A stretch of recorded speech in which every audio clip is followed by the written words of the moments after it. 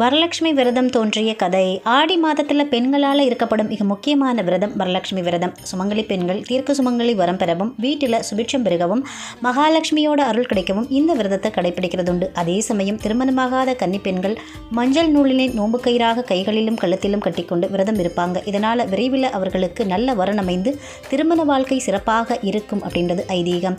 மகாலட்சுமியோட அருளை பெற விரும்பும் யாராக இருந்தாலும் வரலட்சுமி விரதத்தை இருக்கலாம். இந்த நாளில் மகாலட்சுமியோட எந்த வடிவத்தையும் வழிபாடு செய்யலாம். அம்பிகைக்குரிய மந்திரங்களை போற்றிகளை பாடி மகாலட்சுமியோட மனம் மகிழும்படி பூஜை செய்து வழிபாடு பண்ணணும்.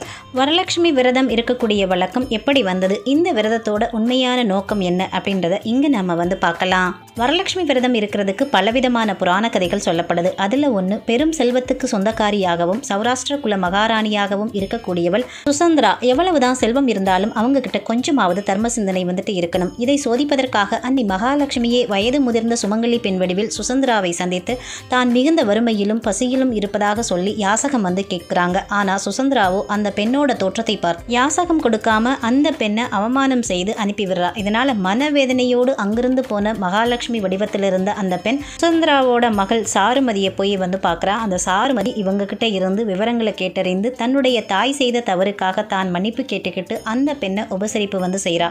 இதனால மனமகிழ்ந்த மகாலட்சுமி வரலட்சுமி விரதம் இருக்கக்கூடிய முறையை அவளுக்கு கற்றுத்தர்றாங்க. மகாலட்சுமி சொல்லி சென்றபடியே தவறாம வரலட்சுமி விரதத்தை கடைபிடிக்க துவங்குறா சாருமதி.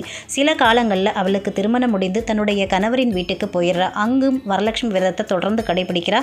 இந்த நிலையில சாருமதியோட தந்தை எதிரிகளிடம் நாட்டை இழந்து அவர்கள் காட்டிற்குள் மறைந்து வாழக்கூடிய நிலை ஏற்படுது. இதை அறிந்த சாருமதி ஒரு மூட்டை நிறைய தங்க காசுகளை வைத்து இதை வைத்து பிழைத்து கொள்ளும்படி தன்னுடைய பெற்றோருக்கு கொடுக்கிறா. ஆனா அதில் கரித்துண்டுகள் மட்டுமே இருக்குது. ஒன்றும் புரியாமல் குழம்பிய சுசந்திரா கிட்ட மகாலட்சுமியை அவமதித்ததால் இந்த நிலை ஏற்பட்டதா எடுத்து சொல்லி வரலட்சுமி விரதத்தை இருக்கும்படி சாருமதி சொல்றா. அவளும் மகள் சொல்லியபடி கேட்டு வரலட்சுமி விரதம் இருந்தா கொஞ்ச நாட்கள்ல தன்னுடைய ஆதரவாளர்களை திரட்டி எதிரிகள் மீது போர் புரிந்து இழந்த நாட்டையும் திரும்ப பெற்றாரு சாருமதியோட அப்பா.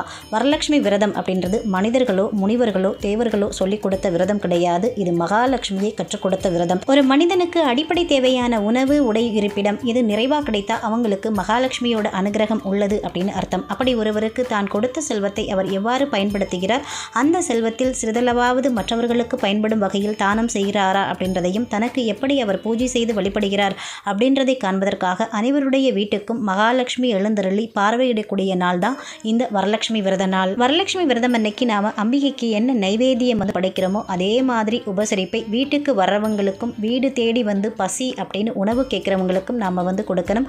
அப்படி செய்தால் அந்த வீட்டோட செல்வநிலை உயர மகாலட்சுமி அருள் செய்வார்.